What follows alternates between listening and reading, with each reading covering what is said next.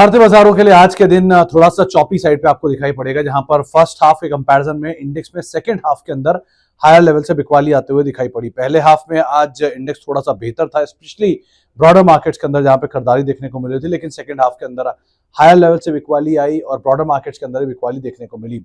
Sensex करीब करीब आधा % नीचे बिकवाली के साथ बंद हुआ, निफ्टी करीब आधा % नीचे बंद हुआ, निफ्टी बैंक करीब आधा % नीचे बंद हुआ। लेकिन सीवियर डैमेज आज आपको दिखाई पड़ेगा मिड कैप स्मॉल कैप में, जहां फर्स्ट हाफ और सेकंड हाफ में एक बड़ा डिफरेंस है। फर्स्ट हाफ में ये फ्लैट टू पॉजिटिव था mid cap index, second half में 2% नीचे बंद हुआ। स्मॉल कैप इंडेक्स जो कि 1% ऊपर था फर्स्ट हाफ में, सेकंड हाफ में 1.5% नीचे बंद हुआ। तो 2.5% का बड़ा स्विंग स्मॉल कैप में आया।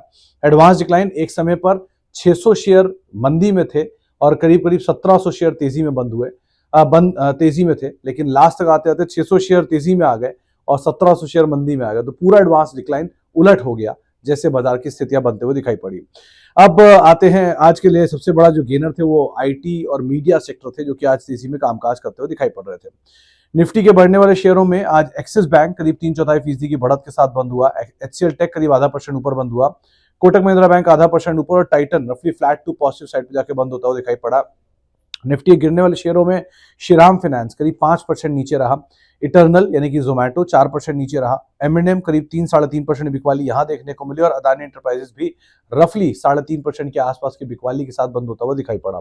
मिड कैप में कोफोर्ज लीड कर रहा था, करीब 1-1.5% की बढ़त थी। विशाल मेगामार्ट 1% ऊपर था, मोतीलाल ओसवाल 3/4% ऊपर और भारत डायनामिक्स करीब करीब आधा % की बढ़त के साथ बंद हुआ।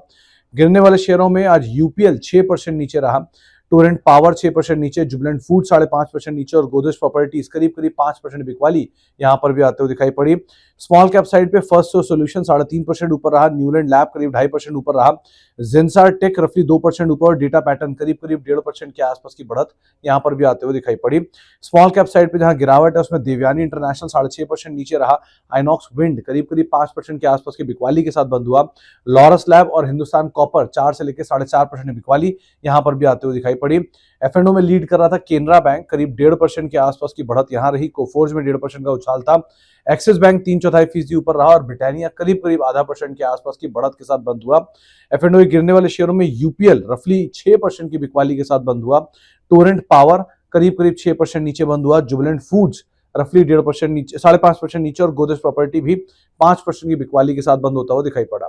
कुछ खबरों वाले शेयरों में फर्स्ट सोर्स सॉल्यूशन 3.5% की तेजी में रहा, यूनाइटेड ब्रेवरीज के नंबर आए 1.5% नीचे बंद हुआ, सिंफनी के नंबर आए 7% ऊपर बंद हुआ, साथ साथ ब्लू स्टार और वोल्टास के नंबर भी आए, तो वोल्टास करीब करीब 2.5% की बिकवाली के साथ ये भी बंद होता हुआ दिखाई पड़ा। तो ये तो रहा आज की खबरों का इंपैक्ट। अब कुछ साल के ऊपरी स्तरों पर पहुंचा केपीआर मिल, एक बढ़िया तेजी 3% का उछाल 8% का उछाल देखने को मिला।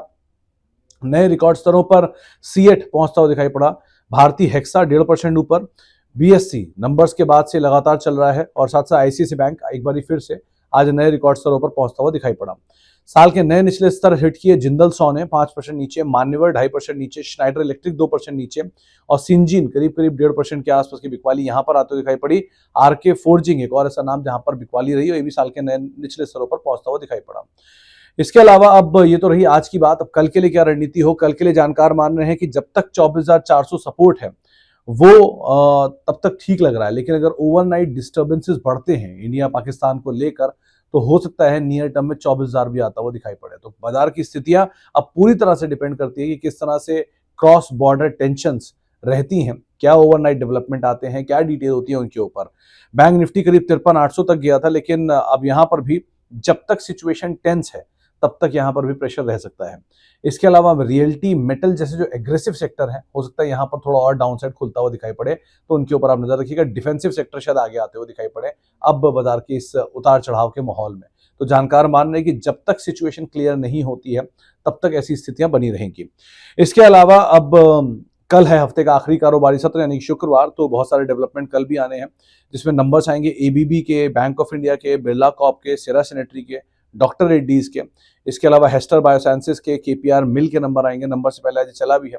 मदरसन सुमी वायरिंग के नंबर आते हुए दिखाई पड़ेंगे, नोवार्टिस के, रिलैक्सो के, शक्ति पंप के, स्विगी के और थर्मैक्स के। ये कुछ ऐसे नंबर हैं जो कि कल के सत्र में आते हुए दिखाई पड़ेंगे, तो इन सब नंबर्स के ऊपर भी आपको अदरवाइज नजर बना के रखनी होगी। लेकिन एक चॉपी सेशन की उम्मीद आप लगा के चलिए और हो सकता है बहुत ज्यादा वोलेटिलिटी बढ़ते हुए दिखाई पड़े, तो ओवरनाइट डेवलपमेंट और बाकी डिटेल के ऊपर आपको नजर बनाकर रखनी होगी।